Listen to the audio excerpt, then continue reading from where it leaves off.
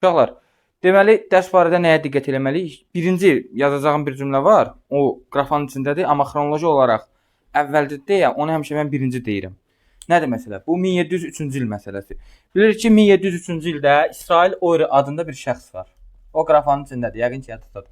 Bu İsrail Oyri adlı şəxs gəlir Pyotrun yanına. Pyotra deyir ki, Pyotr, Qafqaza hücum eləmək lazımdır. O da deyir, nəyə görə? Deyir, Qafqazda bir dənə İrəvan adlı şəhər var. Sən İrəvanı tutsan, bütün Anadolu və İstanbul gələcəkdə sənin üçün asan olar və ələ keçirə bilərsən. Buna başa düşdük. Bir dənə qısaca deyirəm.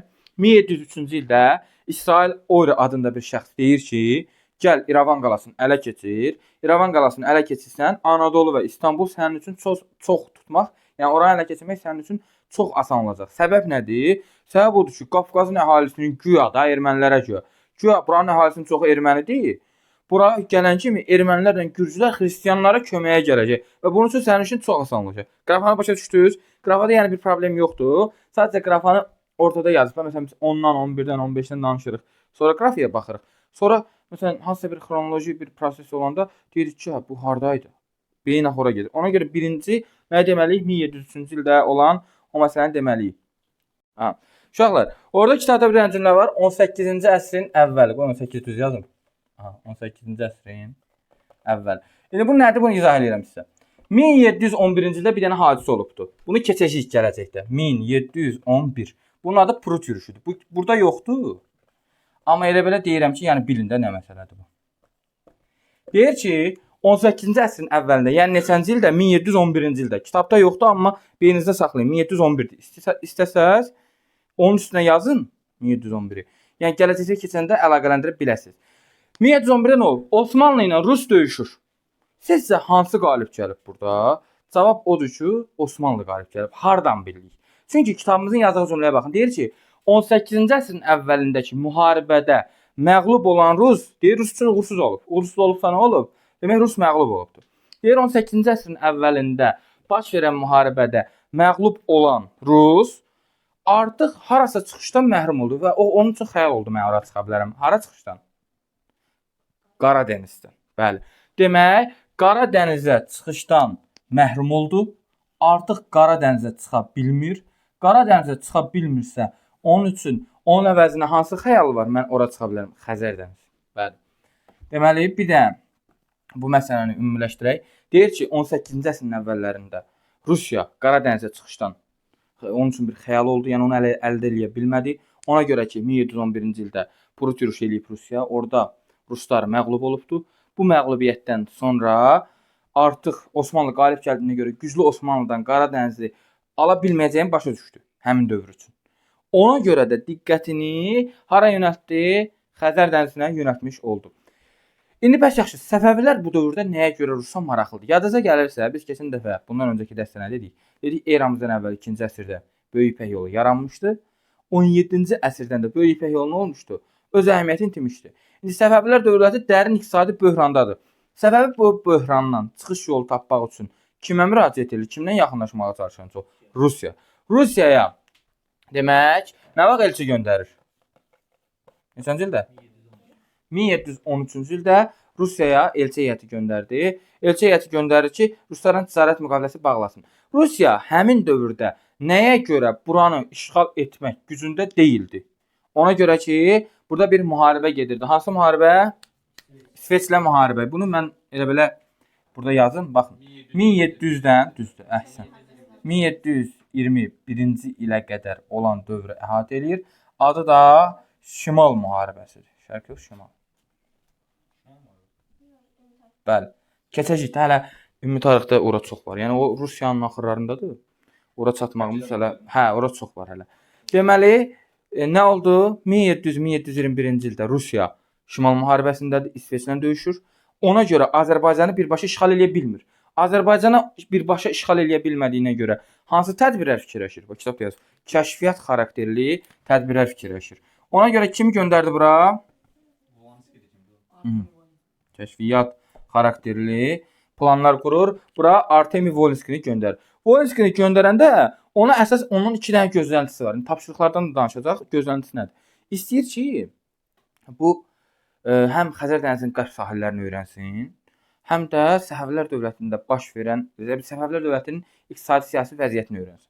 Ona görə Volinskinin qabağına, qarşısına bəzi nələr qoyur, bəzi tapşırıqlar irəli sürür ki, Volinski sən bu tapşırıqları yerinə yetirməlisən. Bax 1. Nə idi birinci tapşırıq? Ya onu da biz buradan başlayırıq. Karvan yollarını baxın, bu nədir? Karvan yollarının olub-olmamağını öyrənmək yox. Karvan yollarının onsuz da bax, məsələ nədir baxın. Karvan yollarını öyrənmək, həmin karvan yolları üzərində yerləşən otlaq sahələrinin olub-olmamasını bilmək nə deməkdir bax bu cümlə. İndi bunu bir dənə deyəcəm. Bunun bir dənə mahiyyətini başa düşək. Bax bir dənə məsələn kvadrat bir ərazi olsa, dörtkünc bir ərazi olsa, Rusiya üçün bax belə bir ərazi olsa, bunun içində bir dənə karvan yolu olsa, Rusiya sağla sol tutmaz, gedə bir dənə karvan yolu tutar. Biz özümüz gələcəkdə Rusiyanı keçdikcə görəsiniz ki, Rusiyanın bir nömrəli hədəfi ən çox diqqət elədiyi məsələ nədir? Ticarət yollarını öyrənmək, karvan yollarını ələ keçirmək. Rusiya birbaşa Azərbaycandan ən çox istədiyi məsələ nədir? Ticarət yollarını, karvan yollarını ələ keçirmək. Buna görə deyirik ki, yox, karvan yolları həmişə var. Nədir bu? Hansı karvan yolu? Bax bunu deyirəm sizə. Hindistana gedən karvan yolu. Hələ də Hindistanın əhəmiyyəti var və Rusiya üçün, Avropa üçün əhəmiyyət edib ki, Avropa bir də Türkiyənin içindən gəlsin, Azərbaycandan keçsin Hindistana. Amma Rusiya ilə axı bir əhəmiyyəti itməyibdir. Rusiya üçün sizcə buradan Hindistana getmək yaxındır, yoxsa gedib o tərəfdən dənizdən getmək yaxındır? Rusiya üçün buradan getmək yaxındır. Ona görə Hindistana yol olduğuna görə bura Rusiya üçün hələ də əhəmiyyətlidir. Nə dedi indi? Dedi ki, 1. Karvan yollarını öyrənmək, 2. Həmin karvan yolları üzərindəki otlaq sahəsini öyrənmək. Çünki buranı işğal etmək istəyirsə, atlılar gələndə həmin atların ərzaq ehtiyatını, nə bilim o necə otlaq olmasa, onu təmin edə bilməz. Bir nə oldu? Karvan yollarını öyrənmək və karvan yollarının üzərindəki otlaq sahələrini öyrənmək. 2 nə oldu? Əhsən. Səfəvi qoşun və qurğu. İndi bunu izah edin. Bu nə deməkdir? Bu, yəni bildiyiniz kimi, əgər buranı işğal etmək istəyirsə, qarşısında çox güclü bir rəqib olsa, Rusiya buranı işğal edə bilər? Bilməz. Ona görə Rusiya baxır ki, Səfəvi dövləti qoşunu sayı nə qədərdir? Yəni mən işğal edə biləcəyim saydadırmı? Vəziyyəti 2 qurğular. Görün burada bunların çoxlu qalası varmı? Qala topla müdafiə olunurmu? Güclü toplardırmı? Zəif toplardırmı? Bu məsələləri başa düşmək. İkinci məsələ məncə ən asandır. Bir nə idi? Karvan yolları və karvan yolları üzərindəki otlaq sahəsini bilmək. 2 nə oldu? Səfəvi qoşununun vəziyyətini və qurğuların vəziyyətini öyrənmək ki, görün buraları mən işğal eləmək istəyəndə gələcəkdə bura mənim üçün, yəni nə qədər problem yarada bilər, nə qədər çətinlik törədə bilər. 3 nə oldu? Əla. Demək, bunu ikisini də elə bir yerdə yazaq, sonra keçib Rus ticarəti, bir də xristianlar. Bunlar bir-birinə əlaqəlidir onsuz da. Xristianlar. Qoy indi bu məsələdən də danışaq. Hər ehtimala qarşı buradakı rus tacirlərinin mənafeyini nəzərə almalıdırlar. Ona görə də fikirləşir ki, görün burada rus ticarətini, rusların, yəni rus tacirlərinin inkişaf etdirə biləcək nə iş görə bilərəm. Bir də bölgədəki xristian əhali ilə əlaqə yaratmağa çalışır ki, görün burada nə qədər xristian əhali var. Mən buranı tutandan sonra əlimdə saxlaya biləcəmmi? Bir şey bunu gələcəkdə biz ətraflı yəni keçdikcə özünüz görəsiniz ki, ən önəmli şeylərdən biri də sosial bazadır. Yəni sən bir ərazini tutarsan, oradakı əhali səni istəməzsə, orada möhkəmlənə bilməzsən. Ona görə Pyotr məsələn qabaq, yəni ön görən şəxsdir, uzaq görən şəxsdir. Ona görə indidən çalışır ki, bölgədəki xristian əhali ilə əlaqə saxlasın ki, gələcəkdə buranı tutandan sonra da burada əlində saxlaya bilsin. Bir də tutmaq zamanı da həmin xristianlardan istifadə edib oranı tutmağı da asanlaşdırsın. Yəqin ki, burada bu hissədə bir çətin bir şey yoxdur. Bir də bilgilərimizi ümumiləşdirək. Nə danışdıq? Dedik ki, 18-ci əsrin əvvəlində Rusiya üçün Qara dənizi ələ keçirmək bir yuxu oldu, bir xəyala çevrildi. Ona görə diqqətini Qara dənizə yox, hara yönəltdi? Xəzər dənizinə. Bəs yaxşı, nəyə görə birbaşa qoşunla gəlib buranı işğal eləyə bilmədi? Ona görə 1700-dən 1721-ci ilə qədər Şimal müharibəsi gedirdi. Hansı dövlətlə döyüşürdü? İsveçlə. Bura göndərəcək əlavə qüvvəsi olmadığına görə neynədi? Və bura kəşfiyyat xarakterli planlar hazırladı. Artemi Volinskini bura göndərəndə qarşısına hansı tapşırıqlar qoymuşdu? 1. Karvan yollarını öyrən və həmin yollar üzərindəki otlaq sahələrini olub-olmadığını öyrən. 2. Səfəvi qoşunlarının, qurğularının vəziyyətini öyrən. 3. Nə oldu? Rus tacirləri və ticarət edən şəxslərlə əlaqə saxlamaq. 4 nə oldu? Bölgədəki xristian ünsürlərlə əlaqə saxlamaq. Artem Volski gəldi bura. Artem Volski gələndə bura nə işlə məşğul oldu? Həm bu tapşırıqları yerinə yetirirdi, həm də burada Şamaxıda olduğu müddətdə nə iş gördü? Rus tacirlərinin işini nizamladı. Bundan başqa nə vaxt müqavilə bağlandı? 1717-ci ildə. Müqavilə kimin maraqlarına uyğun oldu? Rusların, bəli. Yəni buradan elə başa düşməyək ki, Ruslar dedi ki, Səfəvilər də xeyir görsün məndə. Səfəvilər yəni o dövrdə o qədər ağır vəziyyətdə idi ki, hər yola əl atırdılar. Və Rusiya da bundan istifadə elədi. Ona görə Rus tacirlərinin mənafeyinə uyğun müqavilə bağlandı. Bəs hansı şəhərdə bağlandı? İsfahan, bəli. Çox vaxt bunu Peterburq verən kimi uşaqların hamısı gedir ki, getdi bəs Rusiyanın paytaxtında bağlanıb, ona görə onu götürüb. Bəs yürüşdən əvvəl 3 dənə tədbir həyata keçiribdi. İndi o 3 dənə tədbirdən danışaq. Buradan silim elə sildikcə də o 3 tədbiri yaz. Nə? Soruşacağam. Bizə hara kimi başlayacağam? O Narcani bu Uzbekistanlı da deyirəm. O konsulluq açmaq istəyirik. Ora qədər başa salım çünki azdır da o isə. Ora qədər soruşum, oradan ənəndə ikinci dəfəni izah edeyim, soruşum. Çatar, nə çatardı? Niyə? Uzun deyil axı, balaca bir. Ondan sonrası lap asan. Hə, bir dənə Quran izah eləyək. Yürüşdən əvvəl 3 dənə tədbir həyata keçiribdi. Baxın, 3 tədbir. Babətən, 3 tədbir. Bir, Artemi Volinskini bura göndərdi. Gəldi buradan maraqlandı, tapşırıqları yerinə yetirdi və məlumatını verdi. 17-ci ildə də ona görə müqavilə bağlandı. 2, Xəzərə ekspedisiya. Xəzərə dəyəcəm indi gözlə. Ekspedisiya. Nədir bu Xəzər ekspedisiya? Ekspedisiya gəlir. Kitabda da bu ekspedisiyanın Xəzərin xəritəsini çəkib. Xəritəni də tam tərsinə verir. Məsələn, Xəzər axı düzünə belə biz baxırıq ki, Xəzərə məsələn sahilə xəritəni yan tərəfə verib. Uşaq baxır deyir ki, bu Xəzər niyə kvadratdır? Yəni biraz qarışıqlıq var orada. Xəzər ekspedisiya göndərir. Bu qərb sahilləri öyrənir. Burada çox vaxt uşaqlar qarışdırır. Deyir ki, müəllim, Xəzər Azərbaycanın şərqində yerləşmir. Xəzər Azərbaycanın şərqində yerləşir. Azərbaycan Xəzərin qərbində yerləşir deyə. Bax Xəzər dənizinin ortası ilə üzən bir adam üçün Azərbaycan Xəzərin qərb tərəfindədir. Bizim şərqimizdə deyə Xəzərin qərbidir. Sən Şirvanda konsulluq aça bilmədi. Qərara alındı. Hə, demək Şirvanda konsulluq açmaq istədi, aça bilmədi. Aha, konsul açmaq yazıb da orada. Gözən sən tərəf dərs oxumusan ki. Hə, deyir ki, Şirvanda konsulluq açmaq istədi, lakin bu konsulluğu açmaq planı da uğur qazana bilmədi. Ona görə uğur qazana bilmədi ki, Şirvanda həmin dövrdə Hacı Davidin üsyanı qələbə qazandı. Ona görə də Şirvanda konsulluğu açmaq demək uğurlu olmadı. Şirvan konsulluğunu niyə açmaq istəyirdi? Bax, 2 dənə məsələ var. 1, bu yürüşdən əvvəl gördüyü tədbir idi, düzdür. Amma Şirvanda konsulluğu açmaq istəyirdi Rus tacirlərinin marağını nəzərə alaraq. Başdınız? Şirvanda konsulluğu niyə açmaq istəyirdi? Rus tacirlərinin marağını nəzərə alırdı və bura gələcəkdə yürüş üçün bir tədbir idi. Bundan başqa yürüşün demək bu hissəyə qədər soruşaq, sonra ikinci hissəni bir də başa salarıq. Rusiya Şamaxı şəhərində konsulluq açmaq istəyirdi, amma aça bilmədi. Ona görə aça bilmədi ki, həmin dövrdə Hacı David üsyanı oldu. Və burada indi bir məsələni danışaq. Rusiya bu bölgəni işğal eləmək istəyir, bəli istəyir, amma onun yürüşünü sürətləndirən amillər var. Nəyə görə daha da tez sürətləndir? Çünki həmin dövrdə Hacı David kimlə razılaşmışdı? Osmanlı ilə. Ən böyük düşməni olan Osmanlı Azərbaycanı ələ keçirsəydi nə olardı? 2 dənə problem var. Kitabda yazmayıb, amma bunu dərk edin beyninizdə və yaxud da qeydiyyat götürün. Çox vacibdir bu cümlə. 1.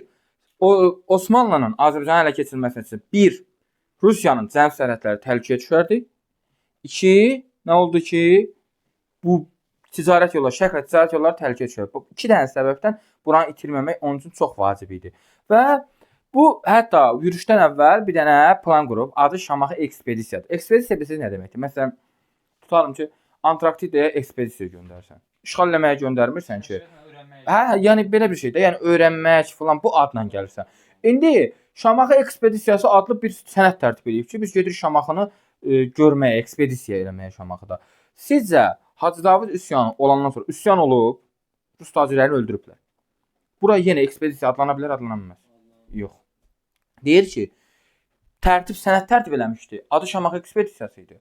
üsyan qalib gələndən sonra, yəni Hacı Davidin üsyanı qalib gələndən sonra 2 dənə şey dəyişdi. 1.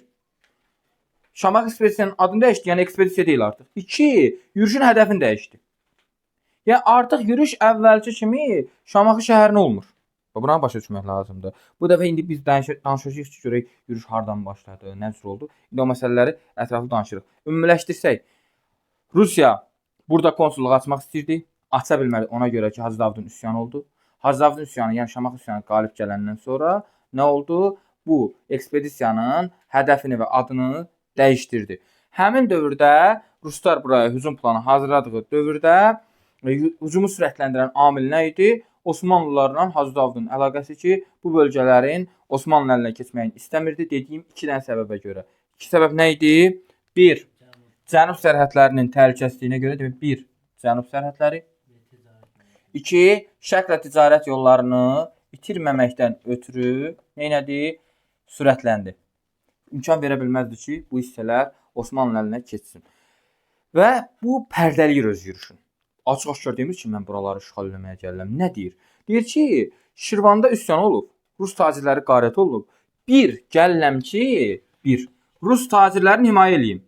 Nəyə gəlirəm? Rus tacirlərini himayə. 2. Güya ki, mən gəlirəm Səfəvi şahına köməyə. Bu üsyan kimə qarşıdır? Səfəvilərə də, düzdür. Hacı David üsyanı Səfəvilərə qarşı olub, düzdür? Hədi? Hə, bura daha tez hücum etməsinin səbəbi Osmanlının təzyiqidir. Nəyə görə Osmanlı tutmağı, Osmanlının buranı tutması onun üçün problem ola bilərdi? 1.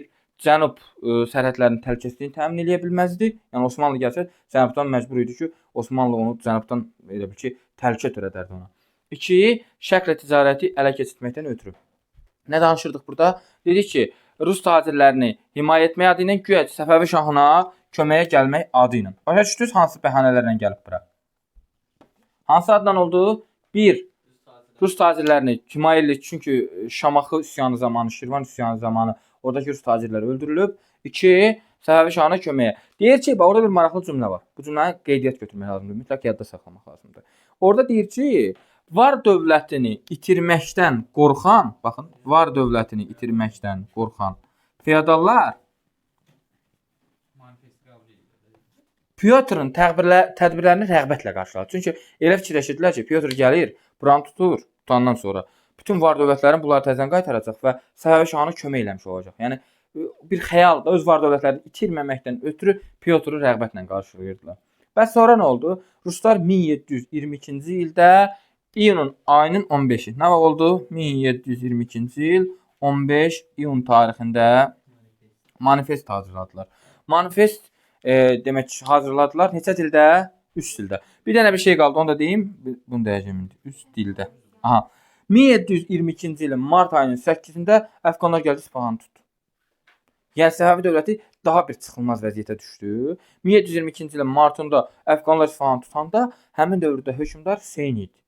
Hüseyn öz oğlu Təhmasibi bir təhər İsfahanın mühasirəsindən çıxartdı ki, getsin əlavə qoşun toplasın. Bununla da Hüseyn hakimiyyətdən düşmüş hesab olundu və 1722-dən 1732-ci ilə qədər taxta kim çıxmış sayılır? İkinci Təhmasib. Və demək 1722-ci il 15 iyunda 3 dildə Azərbaycan dilində, yəni Azərbaycan türkçəsində farsça və rusca bəyannamə göndərir bura.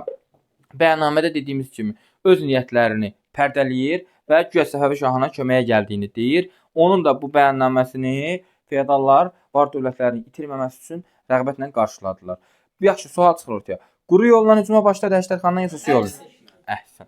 Demək həm quru su yolu. Onun dəstək olur da canım. Həm quru, həm su yolu ilə hücuma başladı. İlk ələ keçirdiyi ərazi hansıdır? Dərbənd. 1722-ci il 23 avqust tarixində. Haran ələ keçirmiş oldu? Bəli. Saldıran döyüşü. Belə 23 avqustda çox hadisə oldu. 1722-ci il 23 avqustunda nə oldu? Dərbənd ələ keçirdi. Dərbənd şəhəri ciddi müqavimətlə ələ keçirdi, yoxsa yox? Yox, siz İmamqulu bəy Həsəni Pyotra verdi, öz hakimiyyətini saxlamaq üçün. Əhsən. Dedi ki, 1722-ci ilin avqust ayının 23-də Dərbənd hakimi İmamqulu bəy özü gəldi şəhərin açarını ruslara təhvil verdi ki, bəs mən vəzifəmi itirmək istəmirəm. Bəs yaxşı, bütün Dərbənd əhalisi belə idi, xeyr. Orada bir məsələ var. Bilmirəm diqqət eləmisiniz ya yox. Bəli. Deyir müqavimətçi əhali hətta Pyotra sui-qəsd hazırladılar. Lakin sui-qəsdin üstü açıldı. Bu sui-qəsdi hazırlayan şəxs həbs edildi.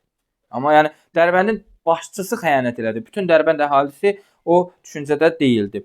Bundan sonra deməli bunu bir dənə ümumiləşdirək. 1722-ci ilin 15 iyununda bəyannamə hazırladıb, 18 iyunda yola çıxıb 1722-ci ilin 23 avqustunda Dərbənd şəhərini tutub. 22-ci ildə 2 dənə torpaq tutulubdu. Bunu bir də yadınızda saxlayın.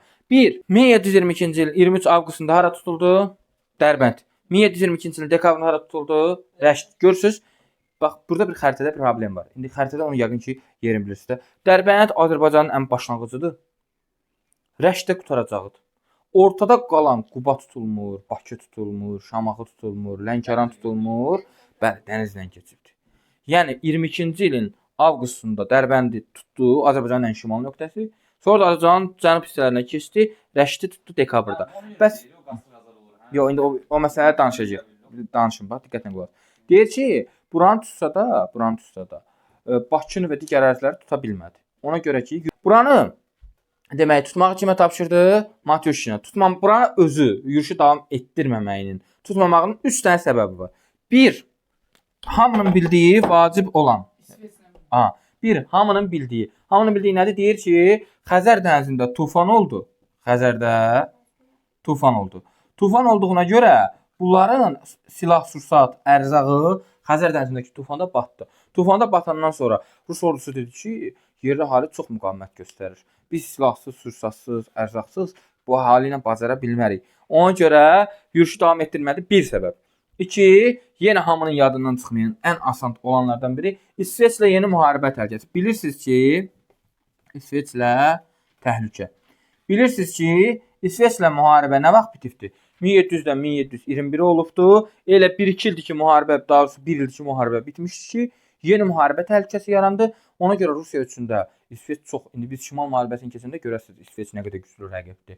Ona görə İsveç daha ciddi, daha təhlükəli rəqib olduğuna görə yürüşü yarımçıq dayandırıb getdi o məsələni araşdırmağa. 3. Osmanlı dövlətinin kəskin etirazı. Demək, 3 nə oldu? Osmanlının etirazı. Osmanlı etiraz elədi ki, bəs sən nəyə görə gəlib bu Cənubi Qafqazı tutmusan?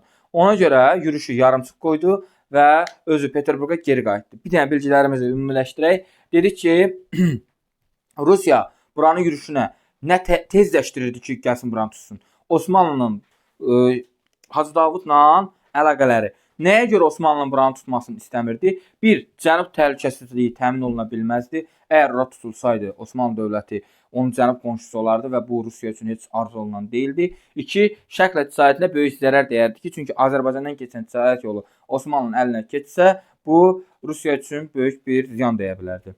Və dedi ki, bu hansı bəhanə ilə bəs bura yürüş eləyirdi? Yəni bu nə deyirdi manifestində? Deyirdi ki, mən buranı işğal eləmək istəmirəm. Buradakı Rus tacirlərini bəs Hacı Davud öldürüb onları himayə eləmək istəyirəm. Bir də deyirdi ki, mən Səfəvi şahına köməyə gəlirəm. Və bunun var dövləti olan bəzi feodallar, var dövləti ələ keçirilmiş bəzi feodallar onun bu düşüncəsini rəğbətlə qarşıladılar. Bəs manifestdə neçə dildə hazırladı? 3 dildə oldu. Quru yolla hücuma başladı, yoxsa su yolu ilə? Hər ikisini, həm quru, həm su yoluna. Hardan başladı yürüşə? Həştərxanda. 22-ci ildə neçə dənə torpaq tutdu? 2 dənə. 22-ci ilin avqust ayının 23-də Dərbəndi tutdu. Şəhər hakimi hakimiyyətdə qalmaq üçün könüllü təslim oldu. 22-ci ilin dekabrında isə Rəşd şəhəri ələ keçirildi. Bəs yürüş zamanı nəyə görə Bakını və Şamaxını tuta bilmədi? Yürüşü yarımçıq qoyub geri qayıtdı. Buranı Matuşinə tapşırdı. 3 dənə səbəb. 1. Xəzərdə tufana görə. 2. İsveçlə yeni müharibə təhlükəsinə görə. 3. Osmanlı dövlətinin etirazlarına görə. Lakin növbəti ildən yenə başladı hücuma 1723-cü ilin nə vaxtı? Bəli, 1723-cü ilin 28 iyul tarixində gəldi haranı ələ keçirdi? 1723-cü il 28 iyul tarixində haranı tutdu? Bakını. Bunu da deyək məlumat üçün, Bakının tutulması harda atəşfəşanlıqla qeyd olunub? Paytaxtda deyirlər, paytaxtda Peterburqda. Rusiyanın paytaxtı Peterburqda deyirlər ki, Bəs böyük bir uğur qazanmışıq biz ki, Bakını ələ keçmişik. Bakı yəni bizim üçün çox arzu olunan. Şah Abbasın vaxtından ruslar Bakını istəyir. Bir də ki o İrəvan tutması Osmanlılar yapışmış ona. Yox, Ərdəbilin tutulması İstanbulda. O ikinci hissədir. İkinci hissəni keçəndə danışarıq. Nə? Bunlardan. Keçəcəkdə bu niyə qabağa qaçırsınız ki? Hə, Bakını təbii ki, Səfəvilərin dövründə Nadir xan gedir, hamısını geri alır. Müqavilə ilə bağlanırlar Rəş müqaviləsi ilə. Hamısının Rəş müqaviləsi ilə Kürə qədər, sonra bağlanan Gəncə müqaviləsi ilə də Kürdən yuxarı torpaqların hamısını geri alırlar. Deməli, 1722-ci ilin 8 yılında Bakı ruslar tərəfindən işğal edildi, əslən. Ardınca da Salyan ruslar tərəfindən işğal edildi. Bəs deyə bilərsiniz, bu ruslar, bax bu dövrdə var, türklərin, yəni Osmanlıların etirazından çox ehtiyat edirdilər. Və buna görə çalışırdılar ki, bu tutduqları torpağı qanuniləşdirsinlər ki, bizimdir. Axı 22-də 2 dənə torpaq tutublar, hansı Dərbənd nə Rəşd. 23-də hər an tutublar. Bakı ilə Salyan. İndi tutduğu torpaqları əlində saxlamaq istəyir. Bunu qanuniləşdirmək istəyir ki, sabah Osmanlı etiraz edə bilməsin. Ona görə hansı müqaviləni bağladılar? 1723-cü ilin sentyabr ayının 12-sində Peterburq müqaviləsi bağladılar. Peterburq, bax bunu qoymuşam burada, bunu axtarıram bir də. Peterburq müqaviləsi nədir? Bir dənə o Peterburq müqaviləsinin mahiyyətini başa düşək. Səfəvi dövlətində həmin dövrdə hakimiyyətdə olan şəxsin adı 2-ci Təhmasibdir. 2-ci Təhmasib elçi göndərir ruslara ki, ruslardan kömək alsın. Ruslar da bayaq dediyim səbəbə görə, Osmanlının etirazına görə bunu qanuni hala salmaq üçün həmin o Səfəvi elçisi İsmayıla zorla müqavilə imzaladırlar. Müqavilənin şərtləri nədir? Baxın, Dərbənddən Gilana qədər yox. Dərbənddən Gilan da daxil olmaqla Mazandaran və Astarabada qədər. Har oldu? Dərbənd, Gilan, Mazandaran və Astarabad torpaqları kimə verilməli idi? Rusiyaya verilməli idi. Rusiya bunun əvəzində nə etməli idi? Bəs Əfqanlara qarşı Rusiya bunun əvəzində Əfqanlara qarşı Səfəvilərə kömək etməli idi. Əfqanlara qarşı. 1723-də sentyabr ayında hansı müqavilə bağlandı? Peterburq. Peterburq müqaviləsinə görə nə olmalıdır? Rusiya Dərbənddən Gilana qədər yox. Gilan da daxil olmaq, həm də Mazandaran da daxil olmağa, Astarabada qədər olan torpaqları Səfəvi kimə verməli idi? Rusiya. Bunun əvəzində bəs yaxşı Rusiya nə verməli idi buna? Əfqanlara qarşı mübarizədə Səfəvilərə kömək etməli idi. Həmin dövrdəki Səfəvi şahı kim idi? 2-ci Təhmasib. O bu şərtlərlə razı oldu, olmadı? Olmadı. Və İsmailin bağladığı müqaviləni də təsdiq etmədi. Amma Səfəvilər üçün bu, yəni elə bir əhəmiyyət təşkil eləmir də. Yəni nə mənasında yox, ruslar üçün. Ruslar sadəcə bunu özləri üçün simvolik bir müqavilə kimi əllərində saxlayırdılar ki, Osmanlılar üçün istifadə eləsin. İndi məsələn gələn dərsdə keçəcəyimiz o İstanbul müqaviləsi ilə də başa düşəcəksiniz ki, əslində buranı Osmanlı ilə Rus öz aralarında böldü. Heç nə bu hissəni də soruşaq.